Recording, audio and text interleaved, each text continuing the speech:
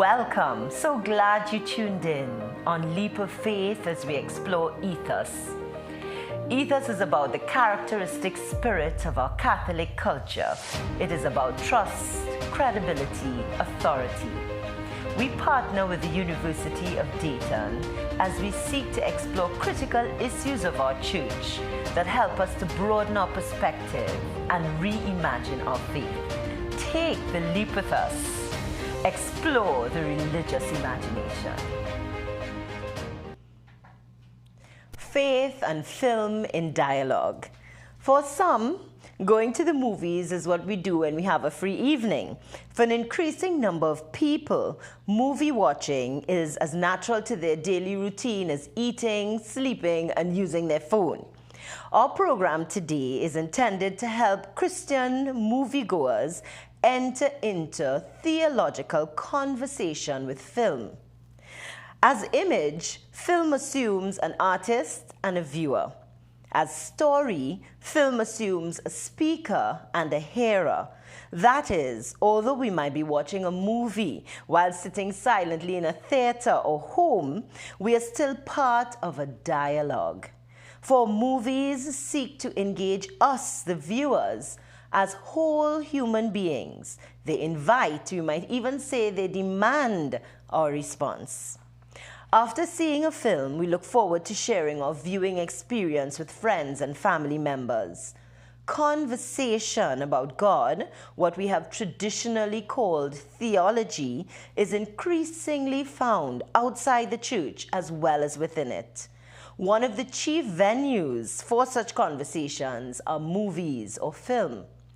Too few of us have developed the skills of movie watching, let alone film criticism, so as to make authentic dialogue from a Christian perspective possible. Even fewer of us may have reflected theologically on how God might be using film to reveal something of the divine to us. Film is a powerful tool for engaging its viewers spiritually. Film offers us an opportunity into deep spiritual reflection and dialogue. Film also can be the occasion for a divine encounter. Many people in our society are seeking spirituality, even if they have little interest in organized religion. Wanting to help Christians better connect with Hollywood, wanting, that is, to help Christians get back into the conversation on that which concerns us most. This is what our conversation is about today: faith and film in dialogue. So let me introduce you to our panelists. Today we have with us two Catholic educators who explore the meaning and value of film study as a means for spiritual and faith conversations. We have Sister Rose Pacatte. She has her doctorate in ministry, so it's Dr. Sister Rose Pacatte. And she has even come to Trinidad in our communications school. She is a daughter of St. Paul and the founding director of the Pauline Center for Media Studies in Los Angeles. Sister Rose is an award-winning film critic and author of books about scripture and cinema, media literacy education, and 2 best-selling biographies. Sister Rose is an online teacher of faith formation for the University of Dayton and is an adjunct professor in pastoral ministry at the Catholic University of America. Currently, Sister Rose, who celebrated her 50th Jubilee in religious profession last year, is based in Rome, where she's teaching media literacy and media mindfulness in a digital age to a variety of audiences in many countries, as well as participating in film festivals. And we have our own Sister Angela Ann Zukowski. She's here with us on our panel in a new light. She is a mission helper of the Sacred Heart, the executive director of the Institute for Pastoral Initiatives at the University of Dayton. She is a professor in the Department of Religious Studies, having taught an undergraduate course on religion and film for over 25 years. So it's in that capacity that Sister Angela is on our panel today. So, Sister Rose, we're going to begin with you. You are internationally known as a film critic, author, and speaker. You participate in copious international film festivals, writing reviews, published in a variety of Catholic newspapers, and journals. So what factors influenced your interest in becoming an international film reviewer and critic? Can you share that with us? Sure, Natasha. Thank you. Thank you very much for having me, and hello to Sister Angela Ann. You know, it was unintentional. It kind of just happened that I got into film, but I've always loved movies from the time I was very young. But what really brought it to the fore was back in 1995 when I finished my degree in London in media education and media studies, and the internet opened up. And AOL had a journal at the time, and I started just writing about movies because I like to do it. But it grew, and I got involved in editing and co-authoring a series of books on film and scripture and the Sunday liturgy with Father Peter Malone from Australia. And once again, it just kept morphing. When our media center moved from Boston to LA, people started noticing that I was reviewing films online. And in 2003, the Franciscans in Cincinnati, near Dayton, called me and they asked me if I would be their film critic for St. Anthony Messenger. And I just concluded 20 years with them. So it kind of was like many good things came together for me to become a film critic, so to speak. Wonderful, thank you. And Sister Angela Ann, what factors influenced your desire to teach about religion and film in the university? And what impact has the course had on your students? Well, when I arrived at the University of Dayton in the early 1980s, I already was involved with cable TV production and doing satellite communication. And one of our professors at the university was no longer able to teach religion and film, although I was teaching about media literacy. So I sort of picked up on this course and I loved it. So the past 25 plus years, because I found it as a way to engage our students to talk about religion, the faith, their spirituality in a way that was non-threatening to them. You know, sometimes I would find students didn't want to talk about faith or religion because of whatever was going on in their life, challenges and whatever. But I found when I began teaching through film, students really began to wake up. And since students were looking and viewing films in many different ways, I found as I taught them about how to look for the clues of interpretation within films and how it related to faith or how it related to theology or how it related to biblical themes, their eyes began to open up and said, I didn't realize there were all these hidden messages in films for applying it.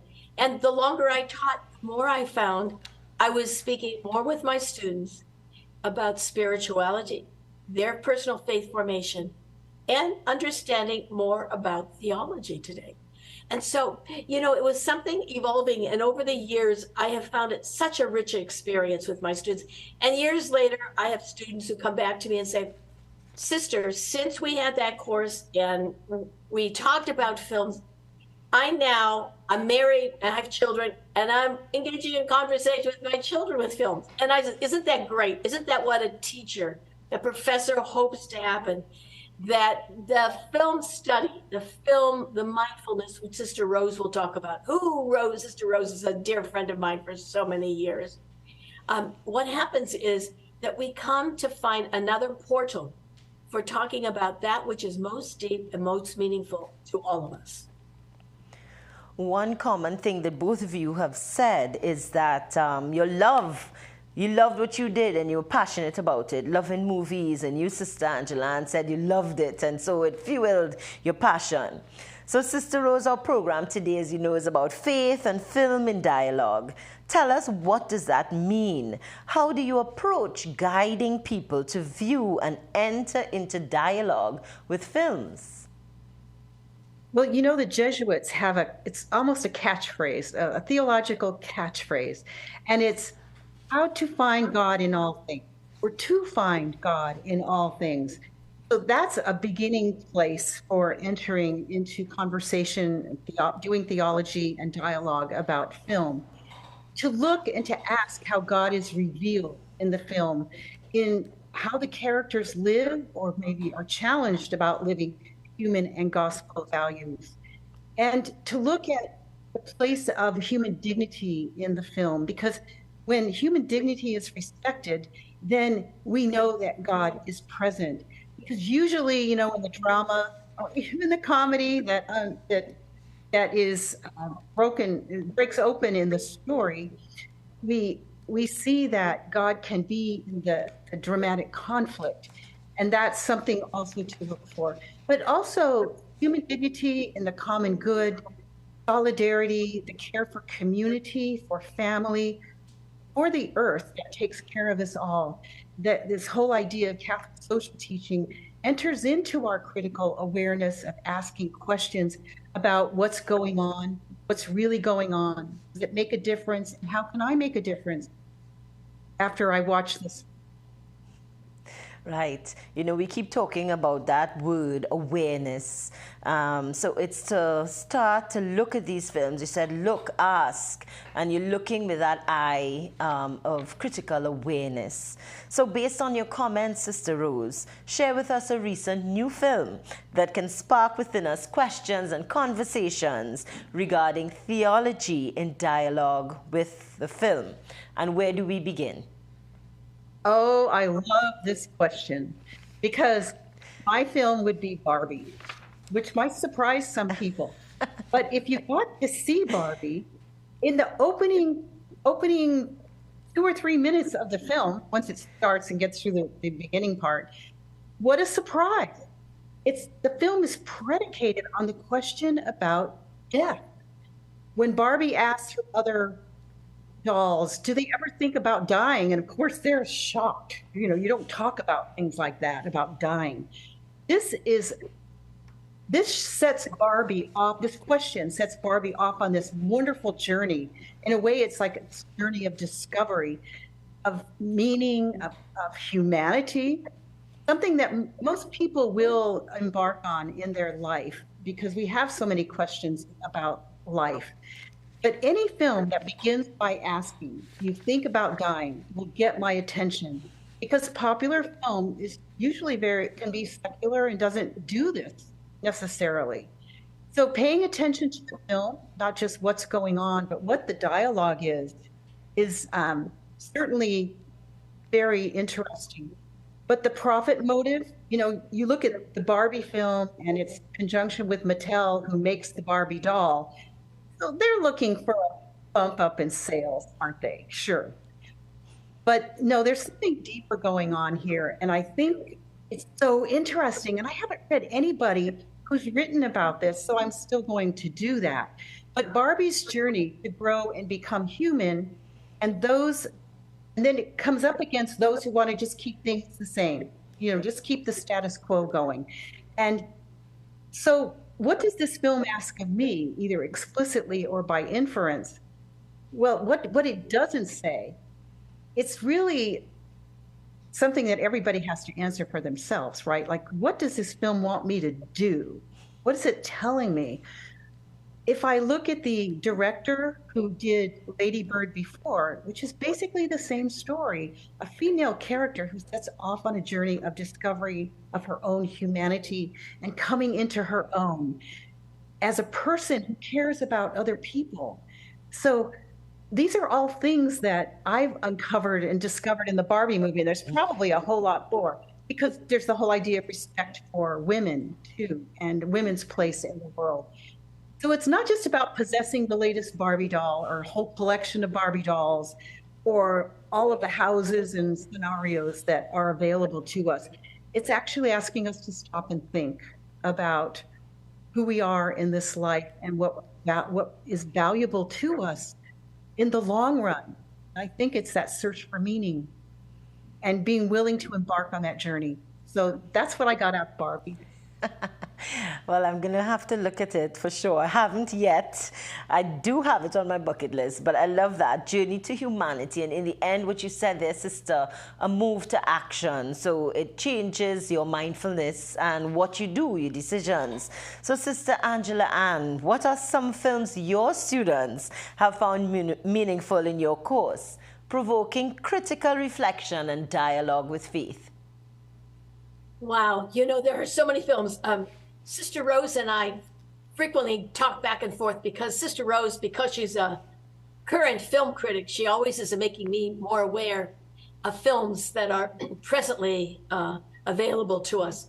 But, you know, there are some very traditional films that we have that are in our portfolio that still are worth coming up because many of our young people have never seen some of these films. But they are so full of religious meaning and so much symbolism, and some of them more explicit than explicit, that it helps students to begin to focus on how to look at a film. You know, it's how to be, I often say to the students, it's like being a detective of seeing words and images and symbols that are evolving in a film. And so, you know, there are some traditional films that still students have never seen. But when they see it, they say, how did I know about it? It's like, if we want to be more specifically when it comes to religion, specifically, it's like the film The Mission or Romero. And Romero is very popular today because of everything that's going on in Latin America.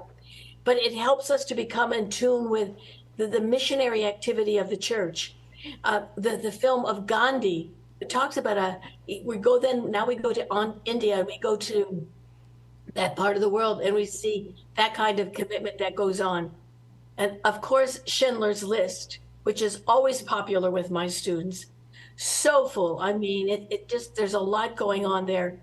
And the Book of Eli, boy, the students really buy into the Book of Eli. They understand that. And, you know, Avatar, which is a more, not exactly a current film, but it's a film that's out there. So there are films, and one of my favorites, but the students have a hard time with this one.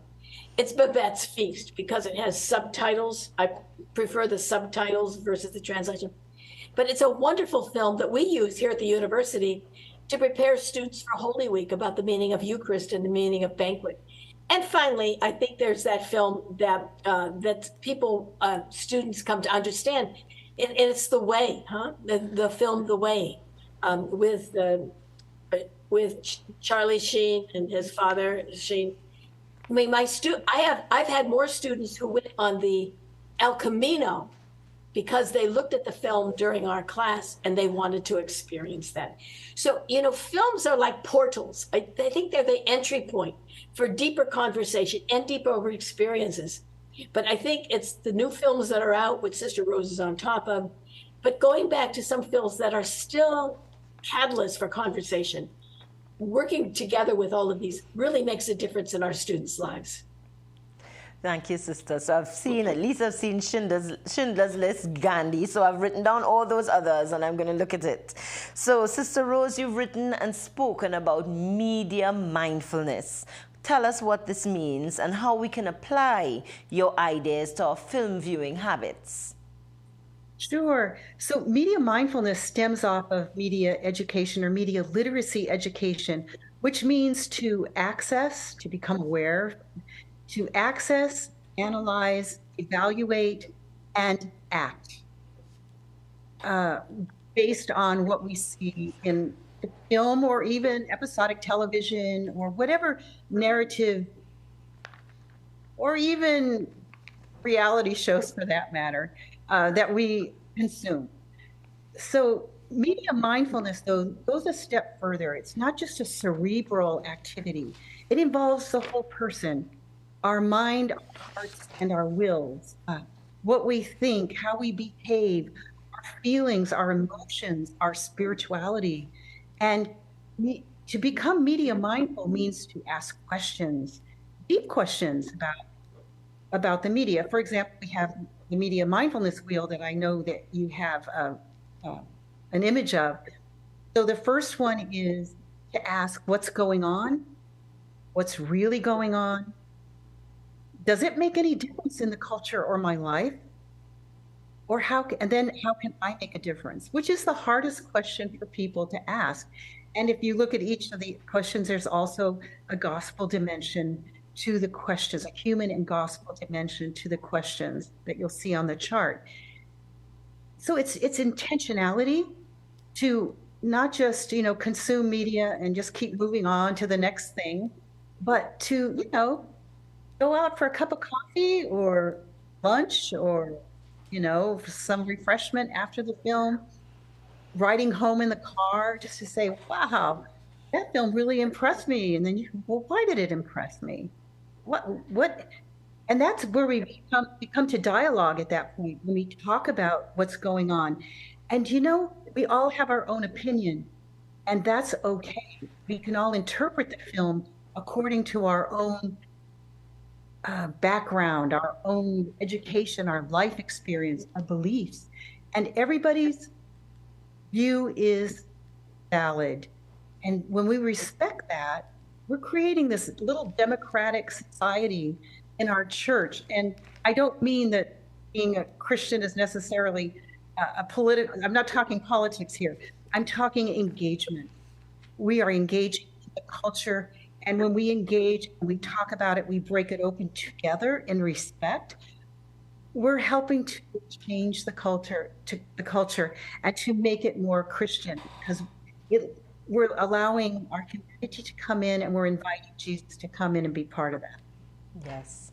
Again, that word, sister, intentionality, awareness, we can't get away from that mindful watching of the film. So our program today is addressing theology and film in dialogue. So Sister Rose, I'm going back to you again. What is necessary for us as film viewers for developing the skills to engage in such a dialogue with friends and family? Well, I think the most important thing is to ask questions about what's going on. Who made this film? Why was it made? How is it part of the culture? Is it art? Because the more artistic it is, the more it will touch our humanity.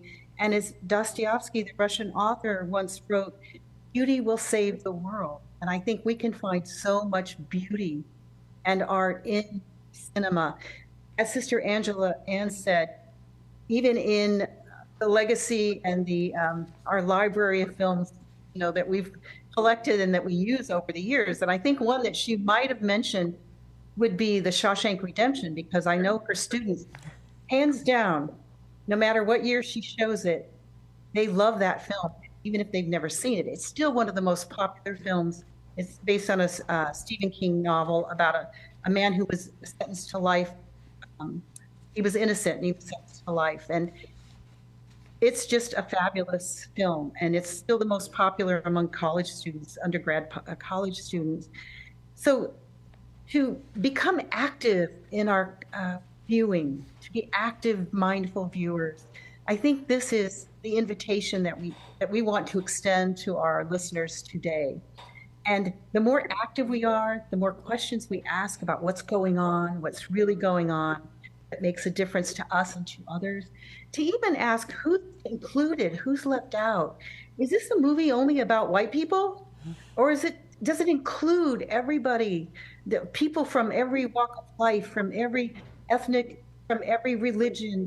Is there a parity there? Is there some equity there in representation? Because who's left out is very important in our storytelling, because that says something too. It means that who's important, who's not important, is everyone. And I think for our society to build up as a just society, as Pope Francis wants us to do, to include people in the periphery, we have to become mindful viewers. It starts with how we spend our leisure time. And I hope, my invitation to the church is, why don't you have a document on how we spend leisure time?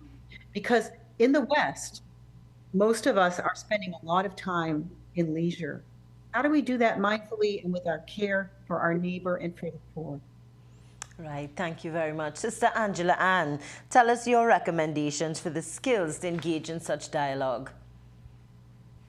I affirm 100% what Sister Rose is sharing with us.